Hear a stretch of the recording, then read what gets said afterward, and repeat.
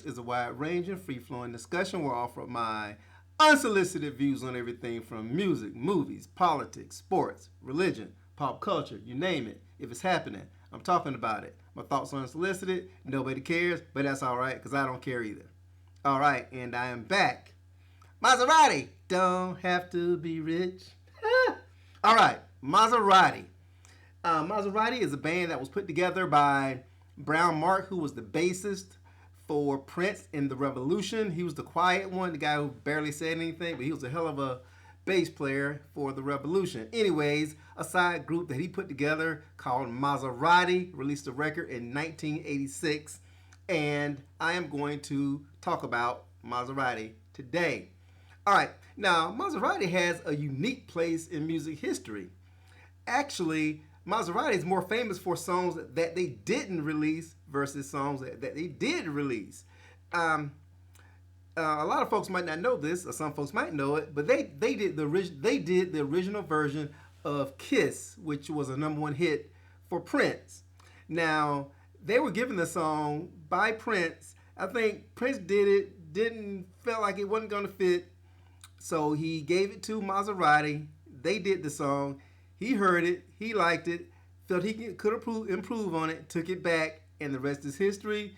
He actually kept Maserati's backing vocals on the original on Kiss, and they do get credit for backing vocals on the liner notes of the Parade album, but their version of Kiss is pretty obscure. I've heard it many times. It is available on you can catch it online. You can catch it on YouTube, so on and so forth. So it's not like it's just a hidden track or anything. But just a lot of folks probably don't even know it exists or just don't care that it exists. But their version, if you hear their version, you can see why Prince decided to take it back because they kind of not that their version was bad. It's just everybody used to hearing Prince's version of it. So when you hear the Maserati version of it, it pales in comparison, obviously, to the finished, polished, shined up, mastered version that Prince released, which is one of Prince's most famous and greatest songs. So that being said, there was another song that was also taken away from Maserati where they stayed on the backing vocals but did not get a chance to release the song, and it was the biggest hit that the time ever had. A song called "Jerk Out" from the Pandemonium LP, and that song made the pop top 10. I think it made to like number 8 or number 9, but they kept the backing vocals from Maserati for that song as well, but they did not get a chance to get "Jerk Out" released on their behalf as well. Now I've never heard Maserati's version of "Jerk Out." I'll get it one day, but I still haven't heard it to this day. I really don't care, but at the same time, I guess just from a nostalgia standpoint, it'd be nice to hear their version of it as well. I'm just gonna assume it's not as good as the Times version of "Jerk Out." So that being said, what I'm going to do is I'm going to talk about Maserati's first LP. Now they released 2 albums. First album was released on Paisley Park, and I think the second was released on Motown. Neither record did very well on the charts or anything like that, but that doesn't mean that there was not any quality. Now I've never heard Maserati's second album, which was titled Maserati 2. I've only heard Maserati's initial debut LP, and that is the one that I'm going to talk about. I'll do a brief snapshot of each song and do an overall summation, so to speak, on my thoughts of the album as a whole. All right, now the original Maserati LP was released in 1986. I was in high school at the time, and obviously I'm a huge Prince fan, so anything Prince related, I'm with it. And when the Maserati record was released, obviously Brown Mark was involved, and I knew Prince had produced a couple of songs on the record, so I was definitely interested. And I didn't buy it myself, though. For one, I was broke, and secondly, I was like, I'm not gonna drop that kind of loot. I'll hear it through the grapevine or get it from somebody else or whatever. Anyways, a really good friend of mine, one of my best friends in high school, Winfred Stanford, actually bought it and made me a copy of it. And that was the version that I listened to all through high school and everything. And unfortunately, I never ever got a copy of the original LP, the cassette, vinyl, CD, or anything like that. And the tape that I had eventually wore out. Cassette tape, y'all remember cassette tapes? Anyways, eventually the cassette tape wore out, and I don't know what happened to it. And since then, I've been on a quest to find the MaZarati, either LP or CD, and I've yet to come across it. I've searched high and low, and I found it a few places, but the asking price was just way fucking too high. So eventually it'll come to my possession. I do have all the tracks as MP3 saved on hard drives and so forth, so I'm able to listen to MaZarati, the album, whenever I want. But still, having the LP or the CD or the cassette is my preferred media that I would like to have it on, just for nostalgia's sake, if nothing else. So if you have it and you want to part with it, or you want to, when you want to talk bartering or something, hit me up. Comment below. Hit me up in our inbox. We can talk it out. All right. That being said, I'm gonna start with the first track, move on, and we'll just push through this damn thing. All right. Track number 1, which was the first release single, is "Players Ball." Now, "Players Ball" is an infectious track. That's the best thing I said about this song. It is infectious, and it has it's a great opening single to the record, because it has that Minneapolis sound that everybody's so familiar with, especially during 1986 when it was just so prevalent. I mean, the Minneapolis sound was just dominating the airways. Everybody was emulating it, copying it, and for these guys to obviously be in the Prince camp, for them incorporating that Minneapolis sound into their sound was just a seamless transition, so to speak. "Players Ball," I love "Players Ball." It's a really, really, really good song, great vocals. Now, the lead singer is a guy named Terry, and he has a decent voice. He's not a great singer, but he does have a decent voice, and it definitely fits the arrangement, and it fits the style that they're going for, which obviously is a hybrid Prince sound. Now, it was produced, obviously they were discovered and produced by Brown Mark, so obviously those influences are there, and it differentiates enough from Prince to where it's not like a Prince clone. But "Players Ball" is just an infectious dance track. There's nothing that really kind of stands out about to where that makes it indelible, but at the same time, it's definitely not a track that you want to skip. It's a really, really strong opening to this particular record. And of course, as far as what he's talking about in the song, it's just party stuff. He's just talking about some girl and impressing girls and taking her out to the Players Ball and just having a great time and dancing and everything, and nothing wrong with that. Just a nice party record. Now, the second track is "Lonely Girl on Bourbon Street," which is a ballad. And now this is obviously a quick departure from the up-tempo Players Ball into a slow, melancholy ballad.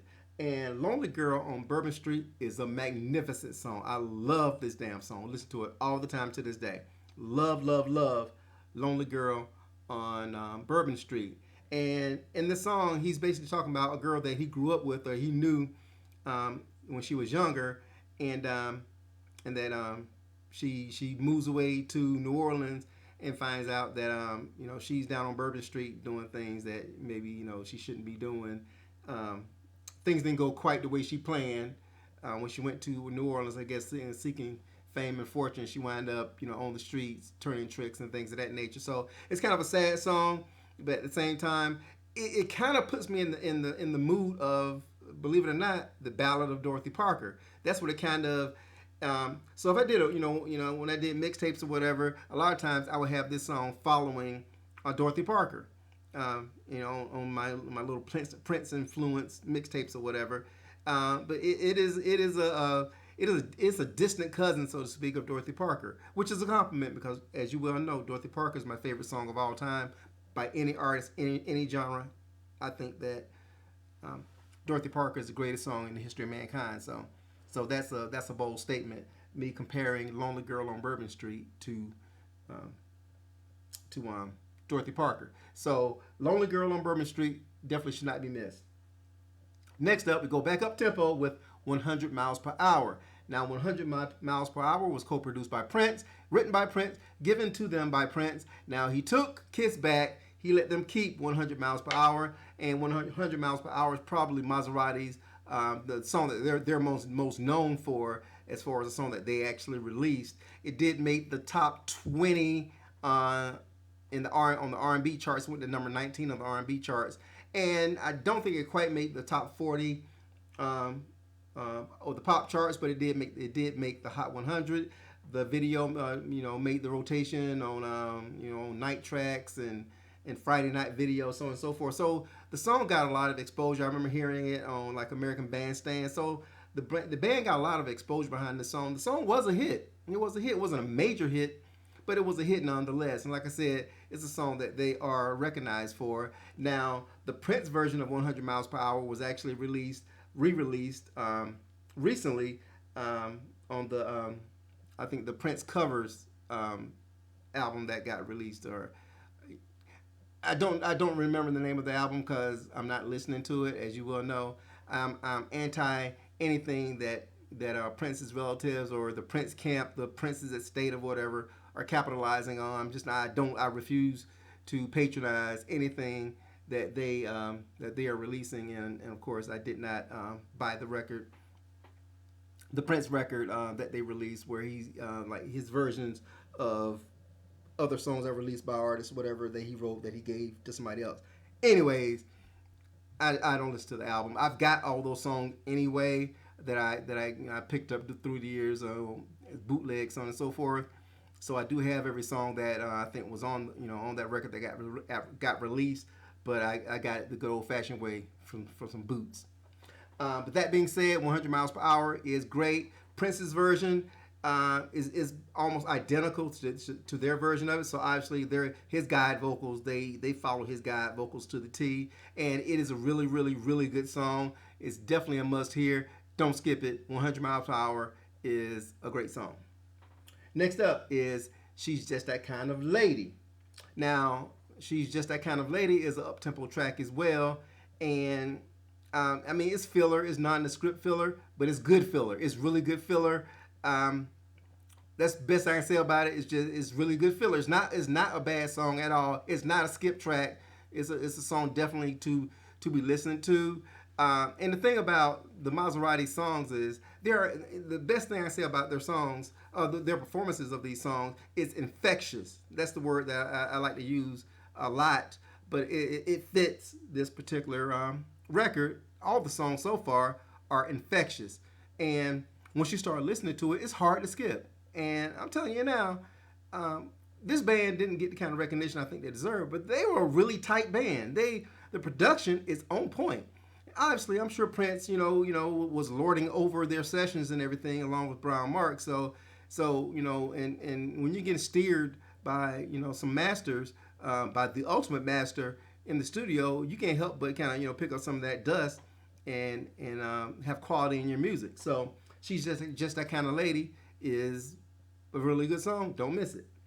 Next up is Stroke. Stroke, baby, I'm having a stroke. Once again, the thing I like most about Stroke is the lyrical arrangement. There's a sense of urgency in the vocals on this particular song, and obviously the song he's basically telling his lover she's giving him a stroke, and the way he delivers that song, the way he delivers the lyrics, it fits the song. It fits what he's trying to emote through the song in his vocals. A very strong vocal performance. I think this is the best vocal performance on the entire record. It's Stroke, and I love the way Terry sings this song. It is definitely not a skip track. Once again, it's filler, but once again, it's good filler, and I really, really, really like Stroke. Next up, Tell Me About Susie. Susie. So the name of the song is Susie, and basically he's talking about Susie, who's a girl who looks and acts like a man. So he's kind of confused. Susie, what are you? If you're a girl or a guy. So you're a tranny. What's going on? So this is what the song is about. And it's kind of confusing, but at the same time, once again, urgency, has a sense of urgency to this song. Once again, think about it now. If you kicking it with somebody and you kind of got feels for this person or whatever, you're thinking about maybe trying to smash it or whatever. But then at the same time, you're like, this motherfucker, a girl or a guy. And that's the way Terry delivers the song. And I think their interpretations of these songs, once again, it goes to the production. It's a strong. The producer Brian Mark really guided them well and got out of them, I think, what each song kind of stands alone, and the message that they're trying to get across comes across in every song. And that's a testament not only to the band, but also to the production team, Prince and Brian Mark. Job well damn done. Next up is Strawberry Lover. Now, Strawberry Lover is my second favorite track on this particular record. It's a slow ballad, mid-tempo ballad. He sings it in a falsetto. Strawberry Lover. This song sounds like a Prince song. I don't know exactly. I don't think Prince wrote this particular song, but it has that it's cut from the same cloth of the traditional Prince ballads. And Terry's falsetto works with this goddamn song. It really does. And this is a song that I played a lot back in the day when I was getting my smash on. So, and I had it, on some mixtapes with Prince slow jam. That's how funky and good this damn song is. A very strong ballad. Strawberry Lover. My second favorite track on this goddamn record. Check it out. Damn it. And finally, there's another ballad. I Guess It's All Over. It's obviously it's a sad way to close out the record. It's a melancholy record, of course. And obviously, I Guess It's All Over. It's the last track. I guess the record it's all over, and he's talking about a relationship that he's saying, okay, this relationship has run its course. We're done. I'm out. I guess it's all over. Once again, strong track. There's nothing weak about it. It's a nice close to the album, and as the song fades out, you hear a crowd cheering in the background. So job well fucking done, dudes. Kudos to Brown Mark. Kudos to the guys from MaZarati. This was a damn good album. Damn good album. And I stand behind that 100%. And if you don't agree with me, that's your motherfucking problem. This is a really, really, really good album. And it saddens me that it didn't get more recognition. Let's see here. 1, 2, 3, 4, 5, 6, 8 tracks on this particular album. Every track is good. Every single track is good. This album is fucking awesome. I love this record. I highly recommend it. I gotta get my hands on this damn thing. And I'm gonna listen to it again tonight. I'm gonna listen to the album again tonight. It's just that damn good. And this is not hyperbole. If it sucks, you know me. I'll say if something fucking sucks, damn, I'm saying it fucking sucks. This record does not suck. And I will take the Pepsi challenge with anybody on this goddamn record. I mean that shit. This record is damn good. Every track is solid. Has a redeeming quality to it. And once again, the instrumentation is great. The vocalizations are great. The production is great. It sounds tight as hell. And once again, my kudos to Brown Mark. Because this is his group. He put it together. And they came across with a great record. It's a shame that it did not get the recognition I think it deserves. And I don't know what Prince had to do with marketing this group. I know they were released on Prince's label, which is Paisley Park, and I don't know what kind of relationship they had with him. There was some animosity when he took Kiss away, and it became a huge hit.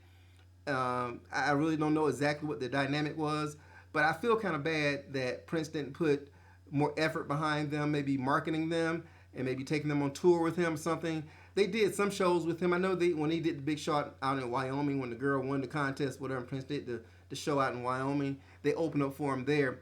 So I don't know. I have to do a little research and find out exactly how much interaction they had with Prince.